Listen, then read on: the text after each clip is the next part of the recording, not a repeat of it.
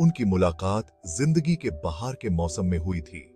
वो एक संघर्ष कर रहा कलाकार था जिसका दिल जुनून से भरा था। वो एक किताबों वाली थी जिसकी रूह रोमांच चाहती थी। साथ में की जी वो कोचाहाई हंसी और सपनों की एक धुन थे। उनका प्यार वैसा था जिसके बारे में शायर लिखते हैं, पवित्र, सच्चा और सच्चा। उन्होंने जवानी में शादी कर ली। उनके वादे खिले हुए जंगली फूलों के बीच गूंज रहे थे।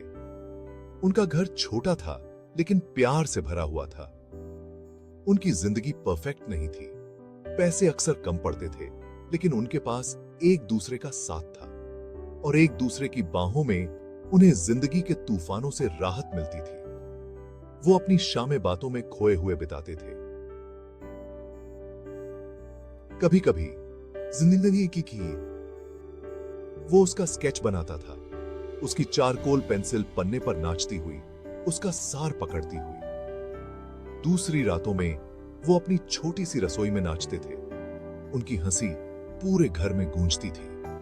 जिंदगी अच्छी थी, वो खुश थे, वो संतुष्ट थे, वो प्यार में थे। परेशानी का पहला संकेत रात में चोर की तरह आया, उनकी शांति चुराता हुआ। वो देर से काम करने लगा। उसकी गैर हाजिरी हर गुजरते दिन के साथ लंबी होती गई। उसके कोलोन की जानी पहचानी खुशबू की जगह किसी और औरत के इत्र की मोहक खुशबू ने ले ली।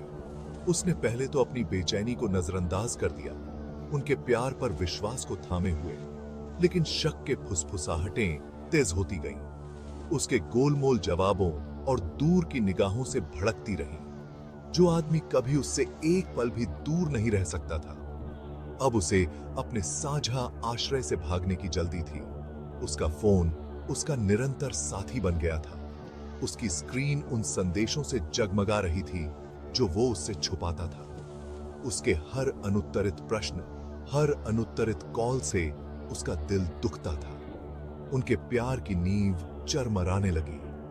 शक और अनकहे डर से खत्म होती गई। उसने उसका सामना किया। उसकी आवाज गुस्से और बेबसी के मिश्रण से कांप रही थी। उसने सब कुछ नकार दिया। उसके शब्द खोखले आश्वासन थे जो उसकी घायल आत्मा को शांत करने के लिए बहुत कम थे। गहराई से वो सच्चाई जानती थी। उसका दिल भी जो कभी प्यार से लबालब था, अब डर से भारी लग रहा था। सच्चाई जब आखिरकार आई तो एक क्रूर फुसफुसाहट थी जिसने उनकी दुनिया को हिलाकर रख दिया। उसने एक बरसाती मंगलवार की शाम को अपनी बेवफाई कबूल की। बाहर तूफान उनके घर के भीतर चल रहे तूफान को दर्शाता था। उसके शब्द अपराध बोध और पछतावे से भरे हुए कफन की तरह हवा में लटके हुए थे। उनके प्यार के अंतिम अंशों का दम घूंट रहे थे। उसने एक अमीर औरत के साथ अपने अफेयर के बारे में बताया। उसकी दौलत उनके साधारण जीवन के बिल्कुल विपरीत थी। उसने अपने कार्यों को समझाने की कोशिश की, अपनी बेवफाई के लिए उनके वित्तीय संघर्षों और एक कम साधारण जीवन के आकर्षण को दोषी ठहराया। लेकिन उसके बहाने उसके कानों में खोखले लग रहे थे।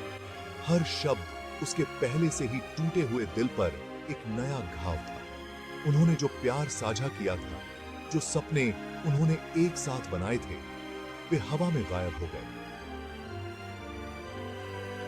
विश्वासघात और दिल टूटने का एक कड़वा अवशेष छोड़ गए। जिस आदमी से वो प्यार करती थी, जिस आदमी ने उसे हमेशा के लिए प्यार करने की कसम खाई थी, वो चला गया था। उसकी जगह एक अजनबी ने ले ली थी जो मुश्किल से उस जैसा दिखता था जिसने उसका दिल जीता था। उसके चेहरे से आंसू बहने लगे। हर बूंद उसके दर्द की गहराई का प्रमाण थी। उस पल में उसने महसूस किया कि जिस आदमी से वो प्यार करती थी, वो एक झूठ जी रहा था, और ऐसा करने में उसने उनके अस्तित्व की नींव को ही चकनाचूर कर दिया था।